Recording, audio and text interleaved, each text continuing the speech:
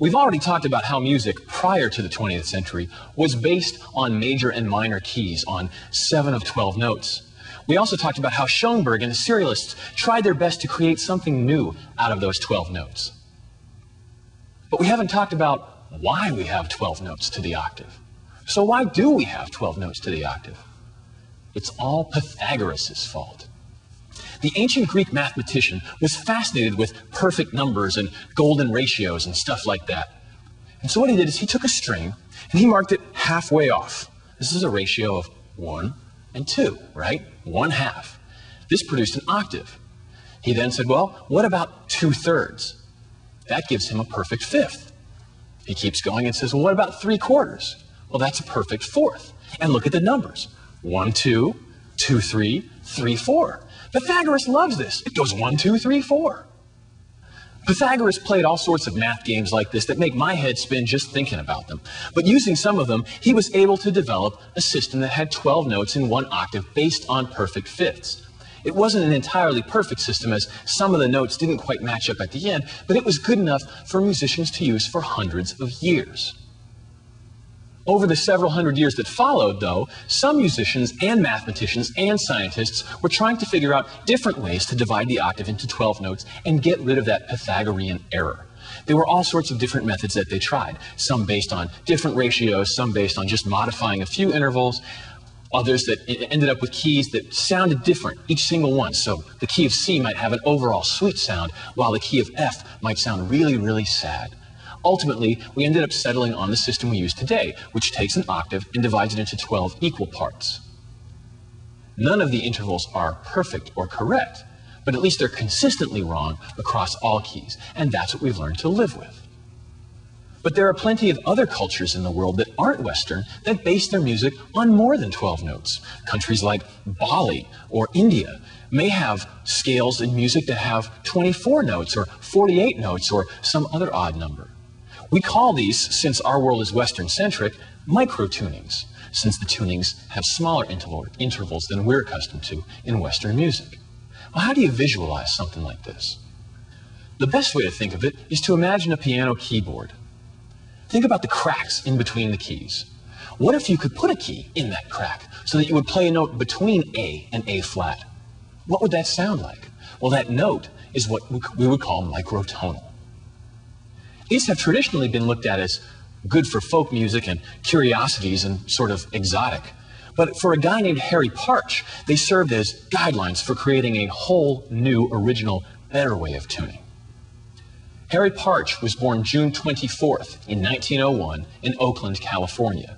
His parents were Presbyterian ministers who had spent the previous decade traveling through China.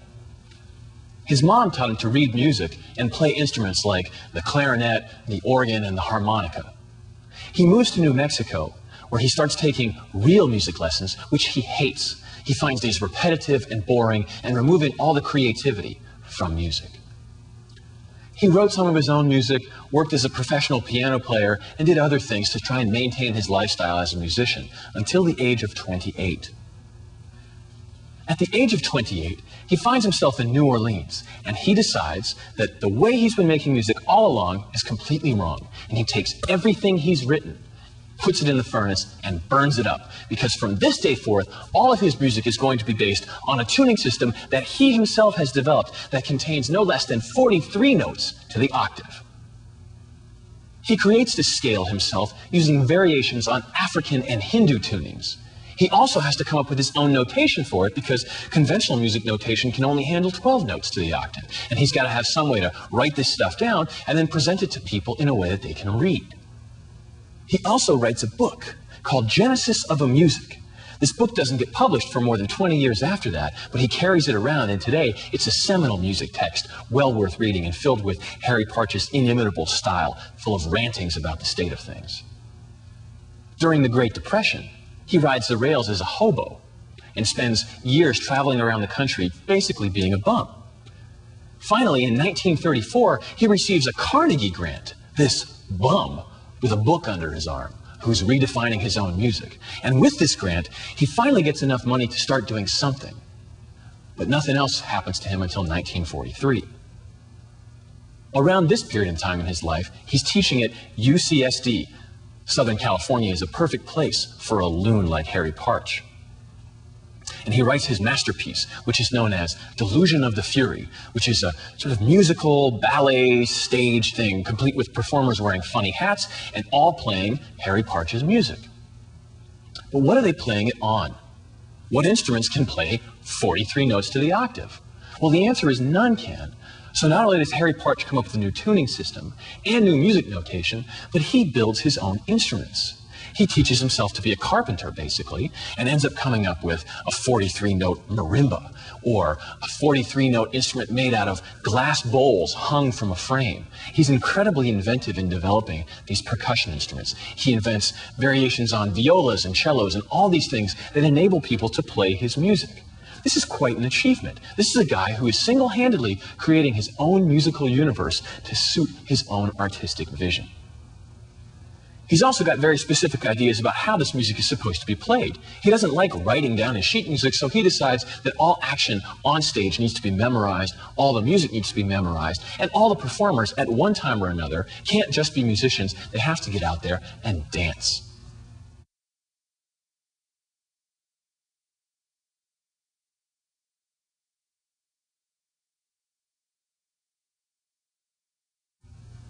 Most of Partch's instruments are percussion instruments.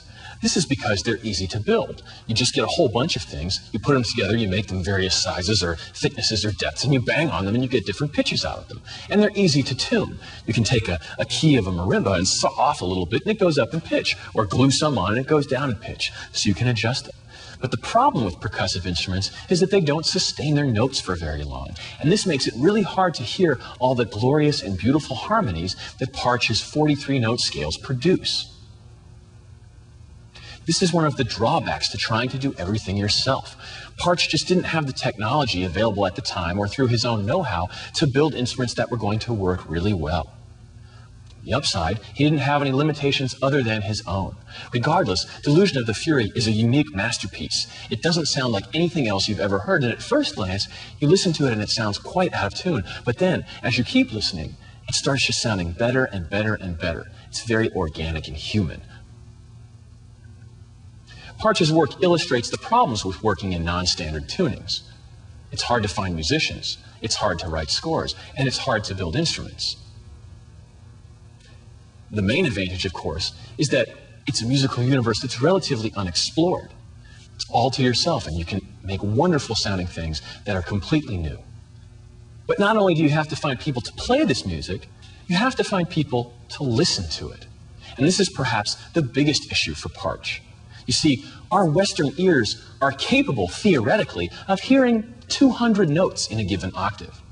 But because over the years so many of us only listen to music with 12 notes in the octave, after a while, everything except those 12 notes is harder and harder for us to perceive and just sounds out of tune.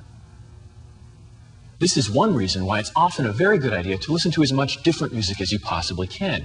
Remember that the notion of tonality isn't innate. It's something we're taught after hearing that 12-note scale over and over and over.